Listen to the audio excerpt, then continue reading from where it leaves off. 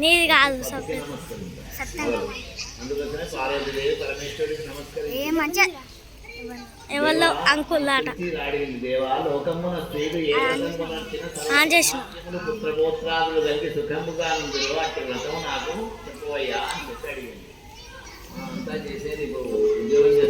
ఒక 10 నిమిషాలు అంతే.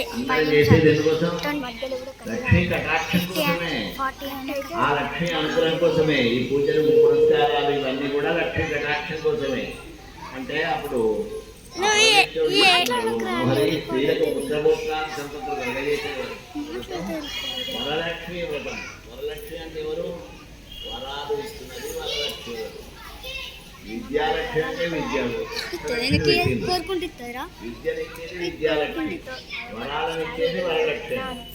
ఇది శ్రావణ శుక్ల మాసంలో పున్నమానికి పౌర్ణమానికి మొదలు వచ్చేటువంటి ఇక్కడ 10 నిమిషాలు ఆడితే 10 నిమిషాలు శుక్లపక్షంలో వచ్చే శుక్రవారం నాడు వరలక్ష్మి ఉంటుంది. ఈనాడు కూడా శ్రావణ శుక్రవారం కాబట్టి ఏకాదశి అయింది.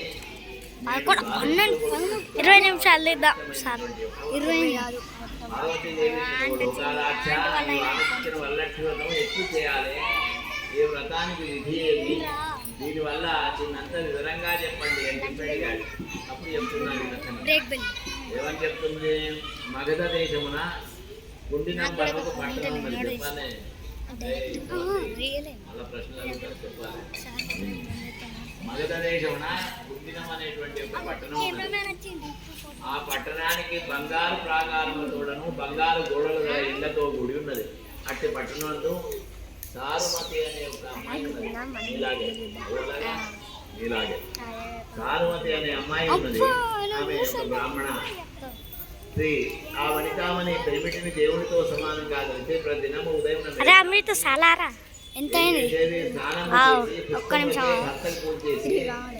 minutes 20 కానీ అంకుల్కి ఇచ్చేద్దాంకి 20 వడ్డంకి అన్నకి ఇచ్చేద్దాం. విద్య మరియు సరస్వతి కటాక్షం ఉండాలని ఈ కరెస్పాండెంట్ మరియు వారు మరియు చైర్మన్ మీరందరూ కలిసి ప్రత్యేకంగా ఏర్పాటు చేసి వ్రతాలను ఏర్పాటు చేశారు. మొదలు వ్రతాచరణకు ముందుగా చక్కగా అలంకరించుకొని వచ్చారు వారు వారి యొక్క వరలక్ష్మి విగ్రహాలను. మరియు ఆ చారుమతి కథను కూడా శ్రద్ధగా వింటున్నటువంటి వారయ్యారు. మొదలు కలశ గణాధిపతి పూజంతో ప్రారంభమై కంకణధారణ చేసుకొని అమ్మవారికి అభిషేకాలన్నీ కూడా చేసి 108 నామాలతోటి వరలక్ష్మి అష్టోత్తర శతనామార్చన చేసుకొని ఇప్పుడు తోరగ్రంథి పూజ తర్వాత చారుమతి కథా విధానాన్ని విని ఆ యొక్క అమ్మవారి కొరకే షడ్సోపేతమైనటువంటి చక్కటి పదార్థాలు కూడా నివేదనకు తెచ్చారు. మరి ఈ విధంగా మన సర్వ వైదిక సాంప్రదాయ ప్రకారంగా సనాతన ధర్మ ప్రకారంగా ఏ పాఠశాలలో జరగనటువంటి ఒక విధంగా మన భారతీయ సంస్కృతిని ప్రతిబింబింపజేస్తూ పిల్లలలో ఇప్పటి నుంచే ఈ యొక్క దివ్యమైనటువంటి మంచి సంస్కృతి అభివృద్ధికి ఈ యొక్క సరస్వతి పీఠం వారు కూనుకోవడం చాలా ముదావహం. మరియు వెనుకటి పూర్వకాలంలో గురుకుల పాఠశాల ఎలాగైతే ఇలాంటి సాంప్రదాయాన్ని పాటించాయో విశ్వవాటికలలో జరిగినట్టు ఈ సరస్వతి మందిరంలో చక్కగా ఈ వ్రతాచరణ జరుగుతుంది. వారికి సరస్వతి మందిరికి వారి పిల్లలందరికీ మరియు వృద్ధం చేస్తున్నటువంటి వారందరికీ కూడా అనుగ్రహం కలుగుగాక. సర్వమంగళ మాంగళ్యే శివే సర్వార్థ సాధకే శరణ్యే త్ర్యంబకే దేవి నారాయణ.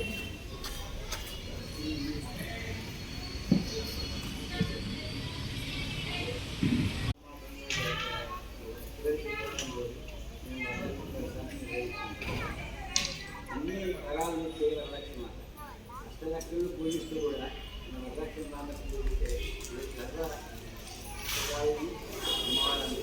అరే పోరా నువ్వు క్లాస్లకు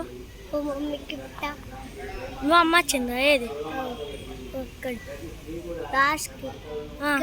ఫోటో తీస్తాను కింద తల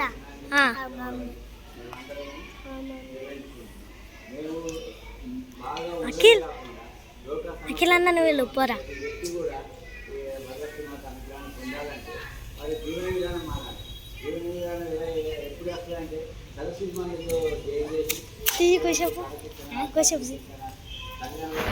అంకులు మొత్తం ప్రోగ్రామ్ అయిపోయాక దిగాను.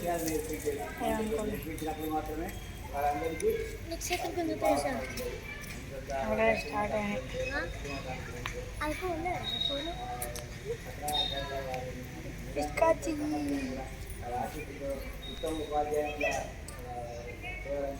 కూర్చోబెట్టుకో ఇక్కడ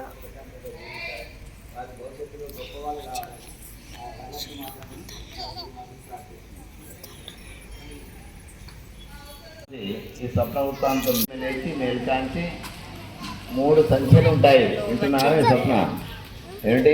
పొద్దుగా లేవగానే ఏం చేయాలి? మొదలు కాలు ఎక్కడ పెడతాం? భూమి మీద పెడతాం. ఆ భూమాతకు నమస్కరిస్తే అది పూజ.